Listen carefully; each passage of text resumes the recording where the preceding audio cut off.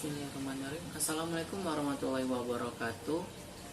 Baiklah, di sini kami dari kelompok 3 akan menjelaskan tentang komponen-komponen penelitian dari bab 3 dari modul metode dasar metodologi penelitian. Di sini kami kelompok 3 terdiri dari Azhar Firdaus, saya sendiri Yohanes Puah, Rizky Gito, Muhammad Fadli, dan Lisa Herianti. Permasalahan. Stoner mengemukakan bahwa masalah-masalah dapat diketahui atau dicari apabila terdapat penyimpanan antara pengalaman dengan kenyataan, antara yang direncanakan dengan kenyataan, adanya pengaduan dan kompetisi. Sedangkan menurut Surya Brata, masalah merupakan kesenjangan antara harapan dan kenyataan, antara kebutuhan dengan yang tersedia, antara yang seharusnya dengan yang ada. Penelitian dimaksudkan untuk menutup kesenjangan. Masalah dalam penelitian pendidikan dapat diperoleh dari berbagai sumber yang terkait dengan bidang pendidikan. Menurut Soekardi, antara lain adalah pengalaman seseorang atau kelompok, lapangan tempat bekerja, laporan hasil penelitian, dan sumber-sumber yang berasal dari pengetahuan orang lain. Masalah dapat berasal dari berbagai sumber. Menurut Hajar, masalah dapat bersumber dari observasi masalah, dedukasi dari teori-teori, 3 perpustakaan hasil penelitian, dan masalah sosial. Pengalaman pribadi juga menjadi salah satu masalah. Masalah penelitian dapat diklasifikasikan ke dalam 3 jenis menurut Sugiono. Antara lain adalah permasalahan deskriptif, permasalahan komparatif, dan permasalahan asosiatif. Permasalahan deskriptif adalah permasalahan dengan variabel mandiri, baik hanya pada satu variabel atau lebih. Dalam penelitian ini, peneliti tidak membuat perbandingan variabel yang satu pada sampel yang lainnya, hanya mencari hubungan variabel yang satu dengan variabel lainnya. Yang kedua itu adalah permasalahan komparatif, merupakan rumusan masalah penelitian yang membandingkan keberadaan satu variabel atau lebih atau sampel yang berbeda pada waktu yang berbeda pula. Sedangkan permasalahan asosiatif itu adalah rumusan masalah penelitian yang bersifat menanyakan hubungan antara 2 variabel atau lebih. Menurut Barnes tahun 2000, dalam mengidentifikasi masalah perlu memperhatikan hal-hal sebagai berikut. Yang pertama adalah esensial. Esensial adalah masalah yang akan diidentifikasi menduduki urutan paling penting di antara masalah-masalah yang ada. Yang kedua adalah urgent. Urgent adalah masalah yang akan dipecahkan, mendesak untuk dicari penyelesaiannya. Sedangkan 3 adalah masalah mempunyai manfaat apabila dipecahkan. B. Teori ilmiah. Teori adalah alur logika atau penalaran yang merupakan seperangkat konsep, definisi, dan proposi yang disusun secara sistematis menurut Sugiono. Kegunaan atau fungsi teori dalam penelitian secara umum mempunyai 3 fungsi, yaitu untuk menjelaskan, explanation, yang kedua adalah meramalkan, predicate, dan ketiga untuk pengendalian, yaitu control. Jika dijabarkan, ada beberapa kegunaan teori dalam penelitian, yaitu sebagai penyusun generalisasi atas fakta-fakta. Yang kedua, menjadi kerangka orientasi untuk pengumpulan, pengelolaan, dan analisa data. Yang ketiga, membuat prediksi terhadap fenomena baru yang akan terjadi. Yang keempat, pengawasan lowongan dalam pengetahuan dengan cara dedukasi. Yang kelima adalah sebagai rujukan dalam pelaksanaan kegiatan penelitian. Yang terakhir adalah sebagai kerangka penalaran logis. Variabel. Menurut Sugiono dari tahun 2012, variabel adalah segala sesuatu yang berbentuk apa saja yang ditetapkan oleh peneliti untuk dipelajari sehingga diperoleh informasi tentang hal tersebut, kemudian ditarik kesimpulannya.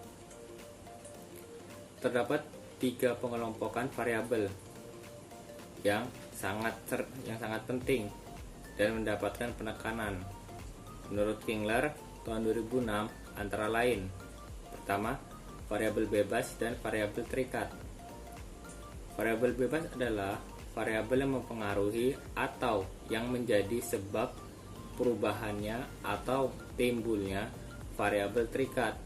Sedangkan variabel terikat atau dependent atau disebut juga variabel output atau variabel terikat atau konsekuen adalah variabel yang dipengaruhi atau yang menjadi akibat karena adanya variabel bebas. Yang kedua yaitu variabel aktif dan variabel atribut.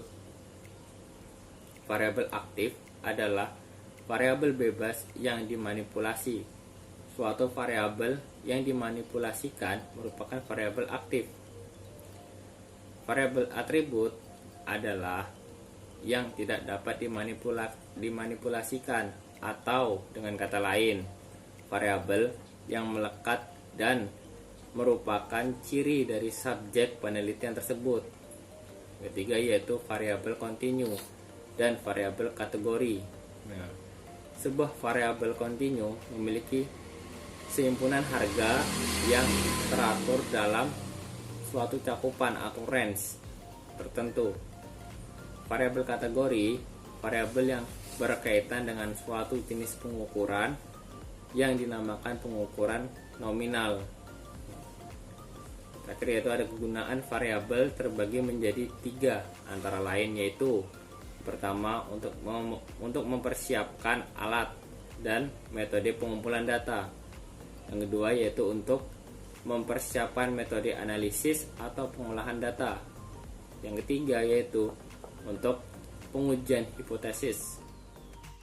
Hipotesis atau hipotesa adalah jawaban sementara terhadap masalah yang masih bersifat praduga karena masih harus dibuktikan untuk kebenarannya.